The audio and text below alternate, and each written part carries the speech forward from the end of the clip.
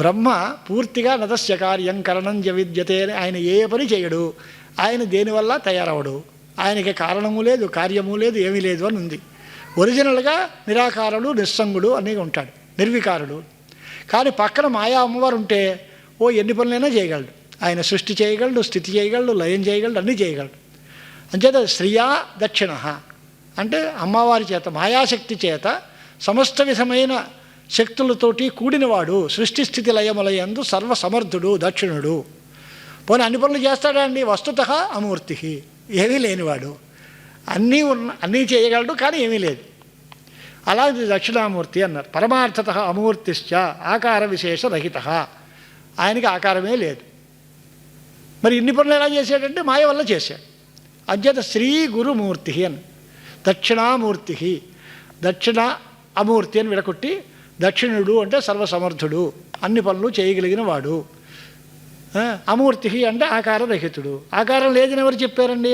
ఉపనిషత్తు చెప్పింది. అస్థూలం అనన్ వహ్రస్వం అదీర్ఘం, అది స్థూలం కాదు, అణువు కాదు, దీర్ఘం కాదు, హ్రస్వం కాదు అనేటువంటి మాటలు ఉపనిషత్తులు చెప్పాయి కనుక ఆయనకి ఆకారమే లేదు. అలాంటి దక్షిణామూర్తి ఆయనకి తస్మై ఇదం నమః, నేను నమస్కారం చేస్తున్నాను అంటే నేను వంగి ఉంటాను. నమస్కారాలకి నమ ప్రఫీవావే అని అర్థం. వంగి ఉంటాడు అని. వంగడం అంటే ఏంటి అర్థం అని అంటే, వంగడం అంటే స్వాత్మన ఏకత్వేన సమర్పణం, తన్ని పరమాస్పరయందు సమర్పించుకుంటా. అంటే నేను వేరు ఆయన వేరు కాకుండా నేను ఆయనలో భాగమే, నేను ఆయనలోనే ఉన్నాను అనే మాటకి అది సమర్పణం అని అర్థం. ఇప్పుడు వేదాంత సిద్ధాంతం చెప్పాలిగా, తత్వమసి అన్నారుగా.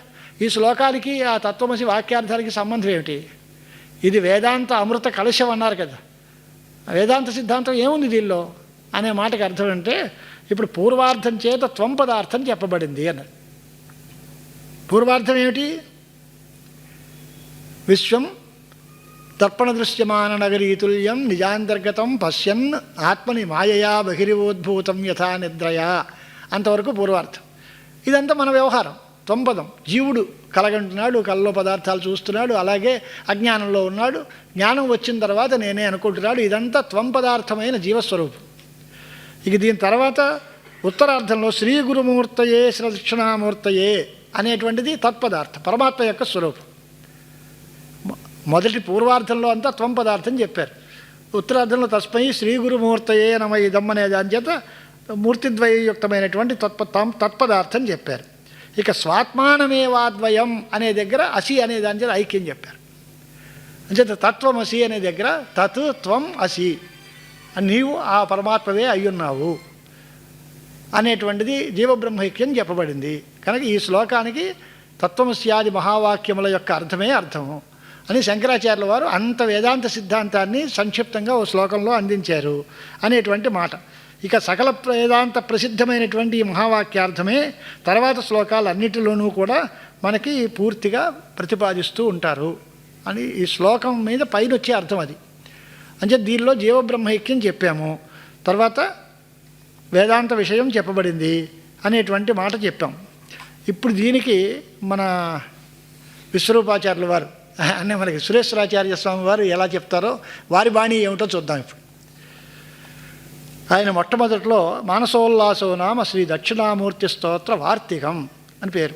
మానసోల్లాస అనే దానికి ఆయన పేరు, అది గ్రంథం పేరు. దక్షిణామూర్తి స్తోత్రం శంకర భగవత్పాదాచార్యుల వారు అనుగ్రహించారు. దానికి వార్తికం రాస్తున్నారు ఈయన. వార్తికం శ్లోక రూపంలో ఉంటుంది వార్తికం. అంచేత ఈ వార్తికాచార్యులు అని పేరు. ఆయన మొదటి మాట మంగళం దిశతు మే వినాయక, మంగళం దిశతు మే సరస్వతి, మంగళం దిశతు మే మహేశ్వరి, మంగళం దిశతు మే సదాశివ అని చక్కగా మంగళ శ్లోకం చేశారు. వినాయకుడు మాకు మంగళాలను ఇవ్వాలి, సరస్వతి అమ్మవారు మాకు మంగళాలను ఇవ్వాలి, మహేశ్వరి అమ్మవారు మంగళం ఇవ్వాలి, సదాశివుడు మాకు మంగళాలు చేకూర్చుగాక. మనకి అందరికీ వైదిక ప్రసిద్ధిలో ముందు గణానాంత్వా అంటారు, తర్వాత ప్రణోదేవి సరస్వతి అంటారు. ముందు వినాయకుడిని, తర్వాత సరస్వతి అమ్మవారిని ప్రార్థించడం సహజం.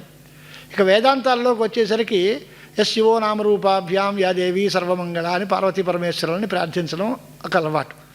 వేదాంత ప్రక్రియ పాఠం చెప్పేటప్పుడు కూడా శివనాంని విభావితేంతరంగే మహతి జ్యోతిషి మానినీమయార్థే అని చెప్తూ ఉంటారు మొదటి శ్లోకం. అంచేత అలాగ పార్వతీ పరమేశ్వరుల్ని, వినాయకుడిని, సరస్వతీదేవిని ఆయన స్తోత్రం చేసి ప్రార్థన చేశారు. ఏమని? మాకు మంగళములు ప్రసాదించుగాక అనే ప్రార్థనతోటి గ్రంథం ఆరంభించారు. ఇక వార్తికం ఎలాగుంటుంది అనే దానికి మీకు మొట్టమొదటి మాట చూడండి. ఆయన ఈ శ్లోకం మొట్టమొదటి శంకరాచార్యుల వారు స్తోత్రం రాశారు. రైట్. ఎందుకు రాశారు? ఈ స్తోత్రం ఎవరికి చెప్పారు? చెప్పాల్సిన పరిస్థితి ఏంటి? ఇది కూడా ఆలోచించారు ఆయన. మొదట్లో ఈ స్తోత్రం ఎందుకు రాయాల్సి వచ్చింది? ఎవరి ప్రశ్నకి ఇది ఆన్సరు? ఏ ప్రశ్నలు ఎలా ఉన్నాయి, దానికి సమాధానం ఏం చెప్తున్నారు? ఇప్పుడు ఆన్సర్ని బట్టి లెక్క కట్టడం వేరే విషయం, లెక్కకి తగిన ఆన్సర్ చెప్పడం వేరే విషయం. ఇప్పుడు ఈయన ఏంటి ఆన్సర్ చెప్పేశారు శంకరాచార్యుల వారు. ఇప్పుడు ఆన్సర్ చెప్పిన తర్వాత ఈ ప్రశ్నలు ఏమై ఉంటాయి అని ఊహించాలి. దీనికి ఎందుకు చెప్పారు ఇలాగా, ఏ ప్రశ్నలు అయి ఉంటాయి, ఆ ప్రశ్నల్ని ఊహించి ప్రశ్నల్ని ప్రారంభిస్తున్నారన్నమాట. ఆత్మలాభాత్పరో లాభో నాస్तीति మునయో విదుః తల్లాభార్థం కవిస్తౌతి స్వాత్మానం పరమేశ్వరం. ఆయన ఎత్తుగడ ఆత్మలాభము కంటే గొప్ప లాభం లేదు. అంటే ఆత్మలాభం అంటే ఏంటి అర్థం అండి? తన్ని తను తెలుసుకోవడం అని అర్థం. దానికంటే గొప్ప ప్రయోజనం లేదని మునులందరూ చెబుతున్నారు. కాబట్టి తల్లాభార్థం అంటే ఆత్మలాభం కోసం స్వాత్మానం పరమేశ్వరం కవి స్తౌతి, తన రూపమైన పరమాత్మను ఈ కవి అంటే శంకరాచార్యుల వారు స్తోత్రం చేస్తున్నారు అని ఆరంభించారు. దీనిలో అభిప్రాయం ఏమిటి అని అంటే, ఈ స్తోత్రం వేదాంత శాస్త్రానికి ప్రకరణ రూపం. వేదాంత శాస్త్రానికి జీవబ్రహ్మైక్యమే ప్రధానమైన ప్రయోజనం, అదే ఆత్మలాభం. కనుక ఆ శాస్త్రానికి ఏది ప్రయోజనమో ఈ స్తోత్రానికి కూడా అదే ప్రయోజనం ఉండాలి, ప్రకరణం కనుక ఆత్మలాభం కంటే పరమ ప్రయోజనం లేదు అనేటువంటి మాట. శాస్త్రీయమైన ప్రయోజనాలు ఆత్మలాభము అంటే ప్రత్యక్ష రూపమైన సర్వవిసాక్షి అయిన పరమాత్మ లోభము అని అర్థం. అదే ప్రయోజనము, దానికంటే గొప్ప లాభం మరొకటి ఏమీ లేదు అనేటువంటిది అందరికీ ప్రసిద్ధం. ఇప్పుడు దీనికోసం అంటే అజ్ఞానము, దాని యొక్క కార్యభూతమైన సమస్త ప్రపంచము ఇదంతా కూడా పోయి ఇదంతా బ్రహ్మాత్మనా సంస్థితి, అది మోక్షం, అది ప్రయోజనం. అది కావాలి మాకు ప్రయోజనం. ఏమవుతుంది, ఎలా అవుతుంది అంటే బ్రహ్మవేద బ్రహ్మైవ భవతి, బ్రహ్మను తెలుసుకున్నవాడు బ్రహ్మమే అవుతాడు అనేటువంటి శాస్త్రాల చేత చెబుతున్నారు. కనుక విషయం ఏమిటి అంటే తల్లాభం, అంటే ఆత్మలాభం కోసం. అంటే జీవబ్రహ్మైక్యం తెలిసినవాడు తాను బ్రహ్మగా ఉండి మోక్షాన్ని పొందుతాడు. కాబట్టి దీనిలో విషయం ఏమిటి అంటే జీవబ్రహ్మైక్యం విషయం.